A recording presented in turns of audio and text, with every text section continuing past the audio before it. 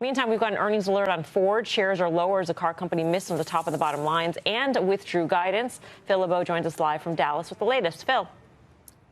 Hey, Melissa, we are about 40 minutes into this analyst call. No major headlines so far. Jim Farley talking about their continued push to prioritize hybrid vehicles as demand for electric vehicles cools off here in the United States. Couple of thoughts. They missed on the top and the bottom line in the third quarter.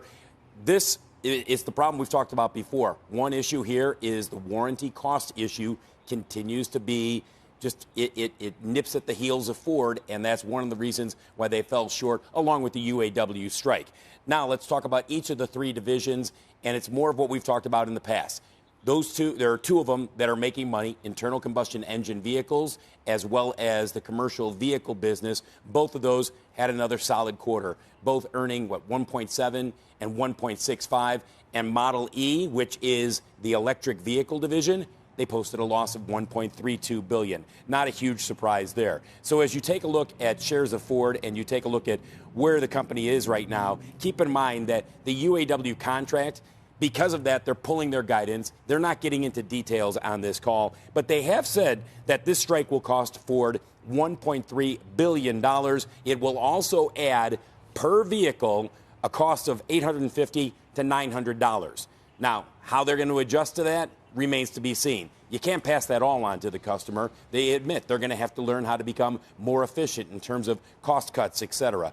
Finally, as you take a look at where Ford is right now, there is one headline from after this call and this earnings report. They are taking about $12 billion that they have allocated for EV investments, Melissa, and they're pushing it out. They're not scrapping it. They're not saying we're not going to invest that $12 billion, but they are not going to be investing in the timeline they originally laid out. They're going to be much more judicious in terms of battery plants, capacity, et cetera. All right, Phil, and just one quick question. You mentioned $1.3 billion is the cost of the strike to Ford versus the $800 million that GM cited. Why such a huge difference? Well, I mean, Kentucky Truck is that's a big profit driver. I mean, that's been down 2 weeks relative to GM. Remember, GM, when they reported, they only had 2 plants that had been taken out, and they were not of the size or scale or profitability of Kentucky Truck.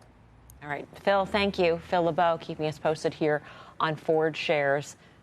Anybody tempted by these automakers? Oh, that's a hard no. Well, I'm positioned, so I mean, I'm tempted to hold them. And I guess the question is, getting settlement seemingly puts some clarity back in the stock. For Ford, this is $1.5 billion annual cost by the end of this contract. This is something. But seeing them stay, hey, we're not changing our strategy on EVs. We're being more flexible in terms of that. Also talking about sourcing different EV components is also, it just makes sense. As a guy that continues to not want to own Tesla, but was very adamant and outspoken about the competitive landscape coming to get him.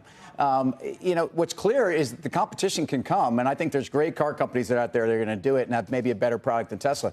They can't do it profitably right now, and so that's really the story. But Ford, their internal combustion business, GM, I mean, I think still looks significantly superior to Ford. How about UAW? The costs, just like Phil said, they remove guidance because they don't know what the costs are going to be, and we've seen that with UPS. UPS, when they settle their labor dispute, they still don't know what the knock-on effects are going to be. So this could have knock-on effects for months, maybe even years later to Ford.